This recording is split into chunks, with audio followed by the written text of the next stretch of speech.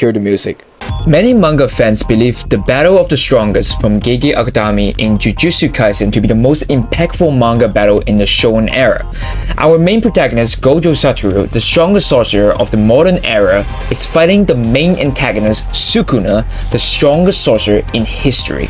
This will be the video to break down of why I think this fight completely breaks the tradition of Shonen manga fight rule. Sukuna is the villain of the overall story. The stake is if he wins, the world will be full of curses, well, also known as different devils. He is known to be the strongest sorcerer in the Heian era, which is the golden era of Japanese history, both in fiction and reality. Due to his selfish and lonely nature, many people crown him to be the disgraced one. On the other hand, we have our protagonist, Gojo Satoru, which is the teacher for the next generation of the Jujutsu sorcerer. He's also known as the strongest in the modern era and for past hundreds of years. The day Gojo was born, the very balance of the world shifted. His power overscaled all the curses and villains and even other sorcerers that have power. With the power and isolation by the world to feel him as the most powerful weapon, he is crowned as the honored one. He is the only person who can take on Sukuna in this way. They are both crowned to be the best in their own era, both a battle genius and the strongest. The tension and stakes were built up extremely high when the fight was first released back in 2023. The first of the many rules being broken from traditional Shonen fight rules are the fair play system. Fights usually have an honorable fighting system, especially in Asia where you are expected to fight with honor and not to sneak up at your enemy. Gojo prepared on his side with Ijichi, an authoritative and professional composer, as assistant manager for different Jujutsu team. His technique is to create a simple barrier, which barrier are used to conceal and contain entry to others within that space. In this battle, it is used to conceal their presence against Sukuna, giving them a surprise sneak attack. Gakuganji, a Jujutsu traditionalist and an old man, used his body as a sound amplification device. For his role in this battle is to amplify Gojo technique to maximum damage.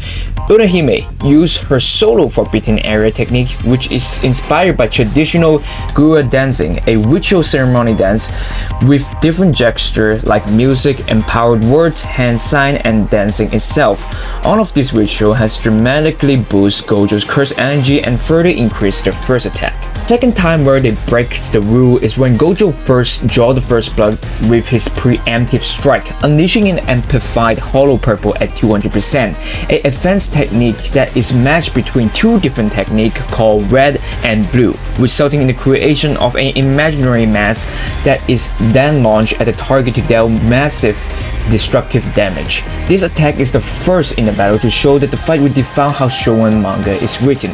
Traditional manga will have built up within the battle and always set the battle up with the antagonist and protagonist having an exchange conversation, both giving their premise of the battle and threatening each other, etc. But here Gojo uses his strongest attack at the beginning with no dialogue exchange, no face-to-face confrontation, just a sneak attack using the strongest force to set up the tone of the battle that every move will defile traditional manga writing.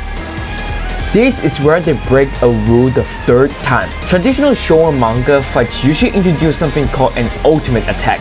This skill is usually used at the end of the battle to finish an enemy off. For example, Goku from Dragon Ball has Kamehameha to finish his enemy at the end of the battle and don't keep getting reused.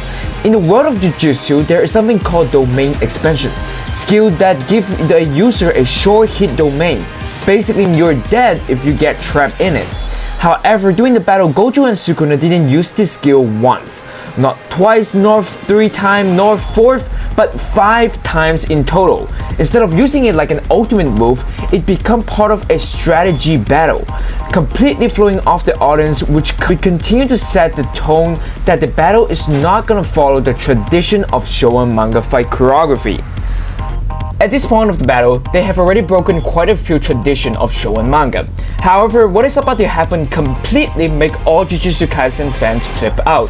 During the battle, at one point, Gojo crushed Sukuna's heart and gave him no time to heal.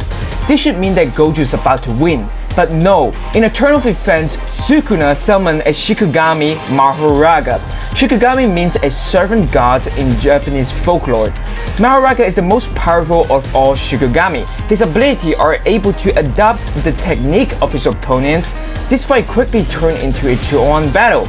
The worst part is Sukuna decided to combine the other 9 Shikigami into one singular Shikigami called Agito, turning the battle into a 3-on-1 fight. Fourth time breaking a rule, the fair duel system, where you are expected to fight 1-on-1. Knowing there's a huge disadvantage, Gojo knows what he has to do, to use the same move he did at the beginning of the battle to end this fight. Then Gojo chants, 変更カラスと称名狭間挙式紫 completely destroyed the whole city of Shinjuku, directly hitting Sukuna and Mahoraga. Mahoraga and his wheel are destroyed, but Sukuna narrowly survived. Gojo didn't take that much damage and was able to heal himself completely. Even though this is an unfair fight, a fight that even broke the traditional narrative of Shonen manga, Gojo stared down at a badly hurt Sukuna and smirked in front of him, and the narrator declared Gojo win.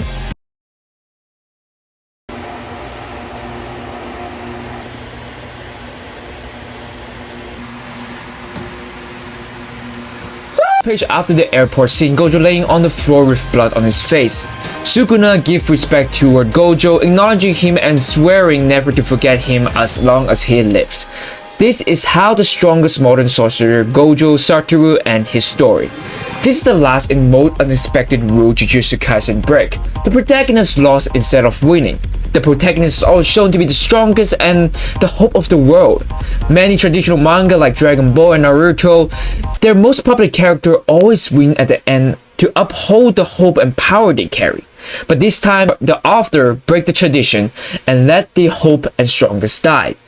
The author didn't choose to continue writing his most popular character to earn more money, but narratively speaking, it breaks the Shonen manga narrative. For the protagonist in the Jujutsu Kaisen world, there is no power of friendship, no lesson be taught, no evil always lose, just whoever win, just like our world.